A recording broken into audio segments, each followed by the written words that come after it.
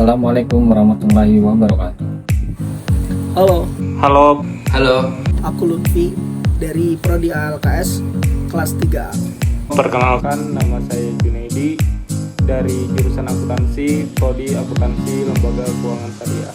Kenalkan, saya M. Rifa dari kelas 3A Prodi Akuntansi Lembaga Keuangan Syariah. Perkenalkan, nama saya Abdul Hafiz dari kelas 3A LKS. Perkenalkan, saya Bahrian Nugroho dari kelas 3A Prodi Akuntansi Lembaga Keuangan Syariah. Salah satu asas hukum yang dianut dalam hukum perjanjian adalah asas kebebasan berkontrak. Yang berarti setiap orang bebas untuk mengadakan suatu perjanjian yang memuat syarat-syarat perjanjian macam apapun, sepanjang perjanjian ini dibuat secara sah dan beretikat baik, serta tidak melanggar ketertiban umum dan kesusilaan. Kebebasan ini adalah perwujudan dari kehendak bebas, pancaran hak dan hak asasi manusia.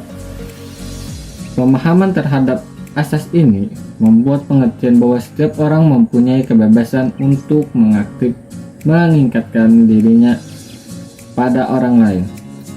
Asas ini mengasumsikan ada posisi tawar yang seimbang di antara para pembuat kontrak. Asas kebebasan berkontrak ini diakui dalam hukum perjanjian di Indonesia, sehingga hukum perjanjian di Indonesia menganut sistem terbuka.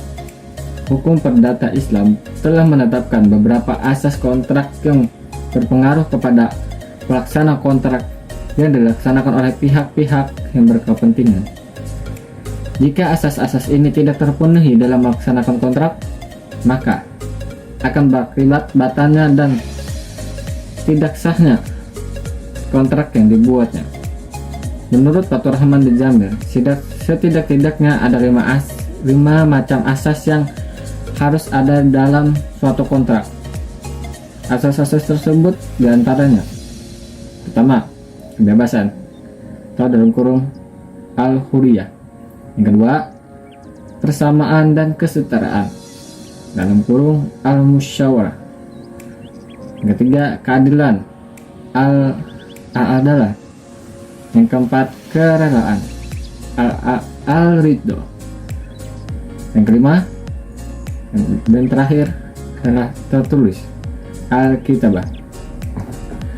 Tujuan dari asas ini adalah untuk menjaga agar tidak terjadinya saling menzalimi antara sesama manusia melalui kontrak yang dibuatnya. Asas ini dimaksud juga untuk menghindari suatu bentuk pelaksanaan atau ikrah, tekanan dan penipuan dari pihak manapun. Memperhatikan karakteristik yang terdapat dalam perjanjian baku atau kontrak baku yang mana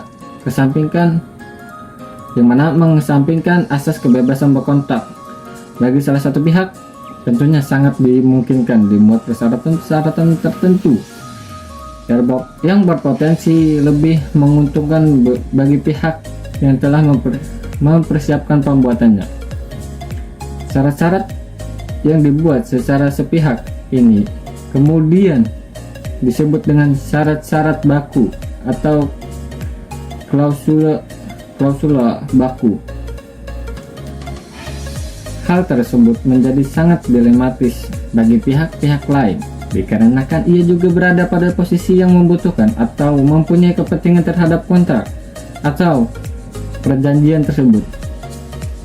Pelaku usaha atau produsen akan berupaya mencari keuntungan yang setinggi-tingginya sesuai dengan prinsip ekonomi yang dianut, yaitu prinsip mencari keuntungan yang setinggi-tingginya melalui pengorbanan yang sekecil-kecilnya. Perjanjian baku atau kontrak baku berupa suatu perjanjian yang sebelumnya oleh pihak tertentu, pelaku usaha, yang telah menentukan secara sepihak muatan isinya dengan maksud untuk dipergunakan secara berulang-ulang dalam hubungannya. asas kebebasan berkontrak dan kontrak baku dalam kontrak. Asas kebebasan kontrak adalah salah satu asas yang paling penting dalam hukum kontrak atau perjanjian. Asas kebebasan dalam berkontrak juga dapat dipakai selagi tidak melanggar undang-undang dan aturan yang sudah berlaku. Dalam syariat Islam, asas kebebasan tadi juga dikenal dengan al-hurriyah atau al-hurriyah, di mana dibebaskan dalam berkontrak atau berakad selagi tidak melanggar hukum-hukum yang ada di dalam syariat tersebut. Good faith atau etikat baik pada dasarnya adalah dasar utama dalam melaksanakan asas kebebasan berkontrak. Menurut hukum perjanjian yang ada di Indonesia, perjanjian itu meliputi beberapa ruang lingkup, yaitu yang pertama adalah kebebasan dalam membuat atau tidaknya membuat perjanjian. Yang kedua, bebas memilih siapa saja yang membuat perjanjian tersebut. Yang ketiga adalah kebebasan dalam menentukan atau memilih klausa atau isi dari perjanjian. Yang keempat, bebas dalam menentukan objek yang diperjanjikan. Dan yang terakhir adalah bebas menentukan syarat-syarat yang ada di dalam perjanjian tersebut. Di 1920 KUHP Perdata yang ada di Indonesia, ada beberapa syarat sahnya perjanjian. Nah, diantaranya adalah adanya kata sepakat antar pihak. Yang kedua adalah kecakapan pihak dalam membuat perjanjian. Keempat, adanya objek tertentu. Dan kelima, ada klausa yang tidak bertentangan. Nah, kalau kita melihat atau kita mengutip pada pasal 1320 KUHP Perdata, dapat diasumsikan terjadi adanya penyimpangan atau ketimpangan yang terjadi karena syarat bisnis yang terjadi tidak karena negosiasi, melainkan salah satu pihak sudah menyiapkan syarat-syarat yang akan diserahkan. Apalagi pihak yang lemah, biasanya konsumen ya, sudah mendapatkan sebuah klausul-klausul yang mungkin belum dinegosiasikan. Contoh, kita melakukan sebuah perjanjian, harusnya kan perjanjian itu kebebasan bersyarat, tetapi menjadi kontrak yang baku. Kenapa? Karena ketika kita melakukan perjanjian, para pelaku-pelaku yang bukan konsumen tadi sudah menyerahkan beberapa surat-surat isi perjanjian yang mana konsumen kalau tidak setuju tinggal tidak tanda tangan, ataupun kalau setuju dia hanya perlu tanda tangan. Nah, di mana di sini tidak ada negosiasi yang harusnya dilakukan untuk membuat persyaratan-persyaratan tersebut. Ekonomi syariah telah menjadi instrumen terpenting dan berkembang dengan pesat dalam sistem perekonomian umat manusia. Istilah akad dalam hukum perdata disebut perjanjian. Akad adalah perkaitan ucapan salah seorang yang berakad dengan yang lainnya secara syara pada segi yang tampak dan berdampak pada objeknya. Ketentuan yang dipergunakan sebagai dasar hukum permanfaatan kontrak baku di Indonesia adalah pasal 1338 ayat 1 KUHP Perdata yang menentukan semua persetujuan yang dibuat secara sah berlaku sebagai undang-undang bagi mereka yang membuatnya dengan alasan kepraktisan dan mampu menghemat biaya serta waktu. Kontrak baku ini dipergunakan secara luas pada hampir semua kegiatan bisnis, tak terkecuali dalam praktik dunia perbankan syariah. Berdasarkan asas kebebasan berkontrak, pada dasarnya orang bebas membuat atau tidak membuat perjanjian, bebas menentukan isi berlakunya dengan syarat-syarat perjanjian dengan bentuk tertentu atau tidak, dan bebas memilih undang-undang mana yang dipakainya untuk perjanjian. Asas kebebasan dalam membuat perjanjian baik dalam hukum Islam maupun KUHP Perdata berkaitan dengan 3 aspek, yaitu 1. Kebebasan dalam menetapkan materi perjanjian. Yang kedua, itu kebebasan dalam menentukan cara melaksanakan. Dan yang ketiga, itu ada kebebasan dalam menetapkan cara menyelesaikan sengketa yang terjadi. Bentuk upaya pembatasan akan semakin efektif jika larangan tercantum klausula baku dibarengi dengan adanya pengawasan oleh lembaga atau instansi pemerintah yang diberikan kewenangan untuk itu, berkenaan dengan kewenangan untuk mengawasi tercantuman klausula baku. Pasal 52 huruf C UU PK memberikan kewenangan kepada Badan Penyelesaian Sengketa Konsumen atau BPSK melakukan pengawasan terhadap tercantuman klausula baku. Melakukan perjanjian dalam bentuk akad ekonomi syariah, maka gugatan diajukan kepada pengadilan agama. Perjanjian atau kontrak yang dibuat secara sah menurut hukum Islam mempunyai 2 macam konsekuensi yuridis. Yang pertama, perjanjian kontrak harus dilaksanakan oleh para pihak dengan sukarela dan dengan iktikat baik. Dan yang kedua, perjanjian yang diabaikan oleh salah satu pihak, maka ia akan dikenakan sanksi dari Allah Subhanahu wa taala di akhirat kelak. Ini menunjukkan bahwa perjanjian yang dibuat oleh semua orang umat Islam mempunyai implikasi atau akibat hukumannya, baik di dunia ini maupun nanti di akhirat. Dalam praktik perbankan syariah, akad akad pembiayaan dituangkan dalam bentuk akad baku, bahwa nasabah penerima fasilitas pembiayaan tidak diberikan kesempatan untuk bernegosiasi tentang klausula yang ada dalam akad pembiayaan murabahah. Akan tetapi, adanya klausula baku pada akad-akad pembiayaan di perbankan syariah tidaklah bertentangan dengan prinsip syariah. Akad baku pada pembiayaan murabahah di bank syariah tidak bertentangan dengan prinsip syariah sepanjang pada akad tersebut memenuhi keabsahan akad, yaitu dengan memenuhi rukun dan syarat akad murabahah. Tidak mengandung unsur yang dilarang menurut syariah, yaitu gharar, maisir, riba, zalim, dan objek haram, dan tidak melanggar prinsip perjanjian syariah, yaitu kebebasan berkontrak, konsensualisme, kejujuran, itikat baik, persamaan, keseimbangan, keadilan, dan amanah. Pasal 26 kompilasi hukum ekonomi syariah menyatakan akad tidak sah apabila bertentangan dengan yang pertama, syariat Islam, yang kedua, peraturan perundang-undangan, yang ketiga, ketertiban umum, dan atau yang terakhir, kesusilaan. Kemudian pada pasal 29 menyatakan akad yang sah sebagaimana dimaksud dalam pasal 26 huruf A adalah akad yang disepakati dalam perjanjian, tidak mengandung unsur ghalat atau khilaf, dilakukan di bawah ikrar atau paksaan, takhrir atau tipuan, dan gubn atau penyamaran. Penulis lebih menekankan bagaimana posisi antara kedua belah pihak di saat sebelum melakukan penandatanganan akad. Terjadinya suatu sengketa ekonomi syariah disebabkan oleh dua pihak, baik perorangan atau badan hukum yang melakukan akad atau berjanjian dengan prinsip syariah, yang salah satu pihak melakukan prestasi dan atau melakukan perbuatan melawan hukum sehingga mengakibatkan pihak yang lainnya merasa dirugikan. Pada umumnya, sengketa yang muncul dikarenakan ada penipuan atau ingkar janji oleh pihak-pihak atau salah satu pihak tidak melakukan apa yang diperjanjikan atau disepakati untuk dilakukan. Pihak-pihak atau salah satu pihak sudah melaksanakan apa yang disepakati, akan tetapi tidak sama persis sebagaimana diperjanjikan.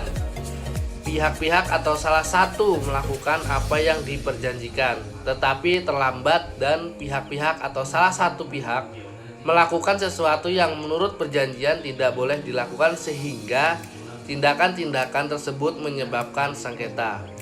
Beberapa faktor penyebab yang lazim terjadi dalam sengketa ekonomi syariat antara lain: yang pertama, proses terbentuknya akad disebabkan pada ketidakpahaman dalam proses bisnis karena terjebak pada orientasi keuntungan, adanya karakter coba-coba, atau karena adanya ketidakmampuan mengenali mitra bisnis, dan mungkin tidak adanya legal cover.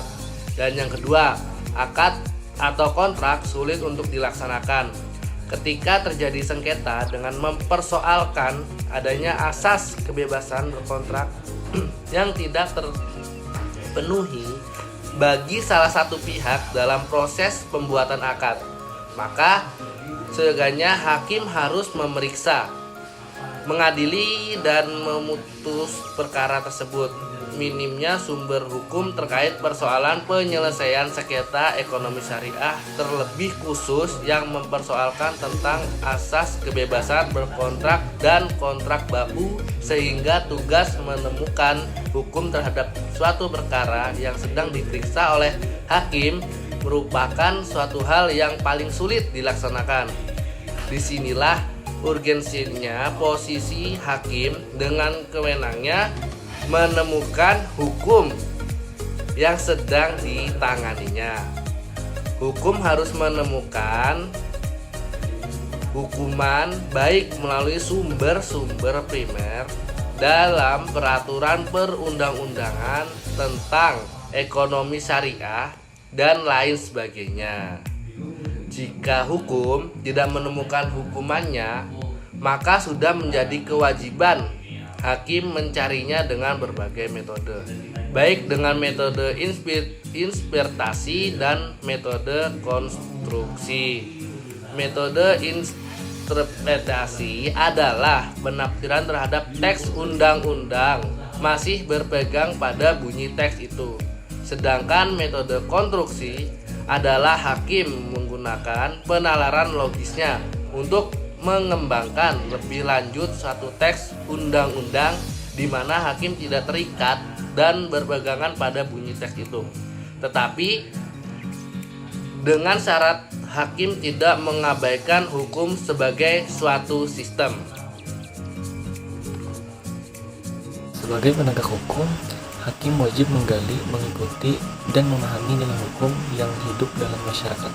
Urgensinya, posisi hakim dengan kewenangannya, hakim harus menemukan hukumnya baik melalui sumber-sumber primer dalam peraturan perundang-undangan tentang ekonomi syariah dan lain sebagainya.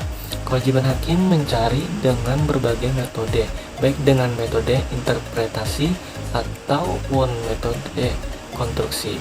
Metode interpretasi adalah penafsiran terhadap teks undang-undang masih berpegang pada bunyi teks itu. Sedangkan metode konstruksi adalah hakim menggunakan penalaran logisnya untuk mengembangkan lebih lanjut suatu teks undang-undang, di mana hakim tidak terikat dan berpegang pada bunyi teks itu, tetapi dengan syarat hakim tidak mengabaikan hukum sebagai suatu sistem. Selanjutnya, kesimpulan, penerapan asas kebebasan berkontrak mensyaratkan adanya keseimbangan kedudukan para pihak dalam merumuskan kesepakatan atau perjanjian. Dalam hal tersebut, mereka mempunyai posisi yang seimbang guna mengatur hubungan hukum dan menentukan klausula perjanjian atau akad yang akan diperjanjikan atau disepakati bersama. Adanya perjanjian baku yang sama sekali tidak memperhatikan keberadaan posisi salah satu pihak dalam proses terbentuknya suatu perjanjian hingga perjanjian tersebut akhirnya ditandatangani, maka perjanjian tersebut tidak memenuhi asas kebebasan berkontrak. Penekanan terhadap keberadaan posisi antara kedua belah pihak di saat sebelum melakukan penandatanganan akad adalah sesuatu yang juga sangat penting untuk diperhatikan atau dipertimbangkan oleh hakim. Dalam keberadaan tersebut, posisi nasabah apakah mempunyai daya tawar terhadap formulir akad yang sudah disiapkan oleh pihak yang membuatnya, sehingga secara substantif